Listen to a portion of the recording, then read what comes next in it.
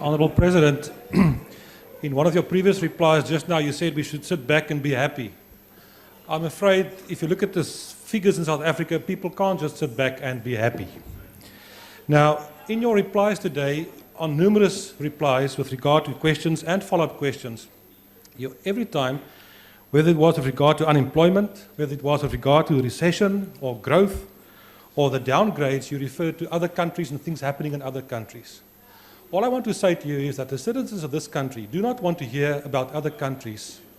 They want you as the President to give leadership in terms of what we need to do to get out of the crisis in South Africa. The question I would like to ask you with regard to the question that has been asked to you today is the following. The Constitutional Court today indicated that the Honourable Speaker does have a discretion to allow a secret ballot if a motion of no confidence is brought in this House against you in person. I want to ask the Honourable President, if such a secret ballot is being brought to this House, would you support the notion of a secret ballot, yes or no? Honourable President.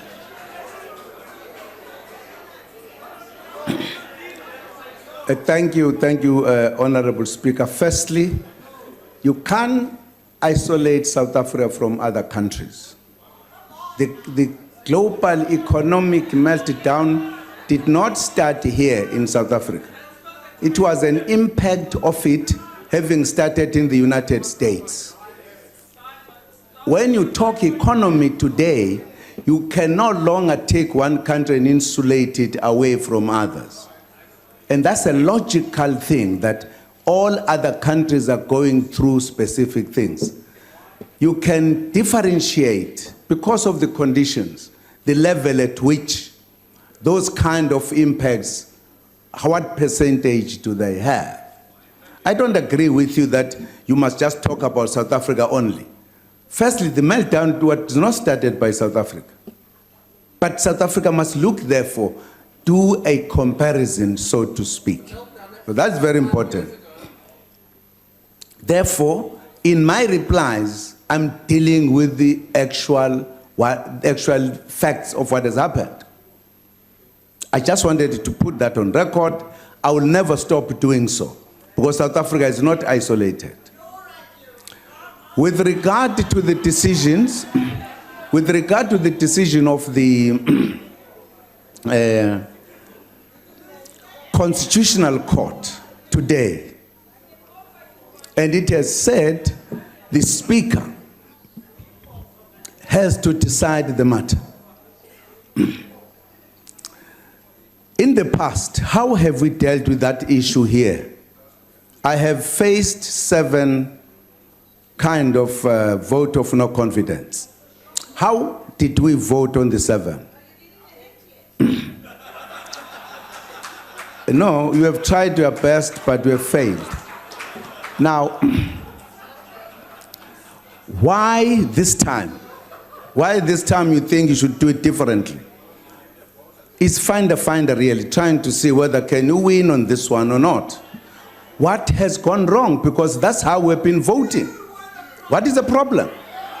So my view is that we should do what we have done all the time in the past times, because I see no convincing reason why we should change. So if I might therefore say which one, in a manner in which we've been voting before, it has not been secret, and that's how we've voted. We've got instruments here to vote. Let us use those instruments. Why should you are trying to get a majority you don't have by saying secret ballot? I think it's not fair, because you are trying to increase the majority you don't have. So that is my view. Let us vote the way we've been voting all the time. It will be the 8th time. I'm sure by the time we get to December, it will be more than 10. Maybe it's your job as the opposition, even to try to find alternative methods, etc. Fact of the matter, you don't have the majority. And you are not going to have the majority.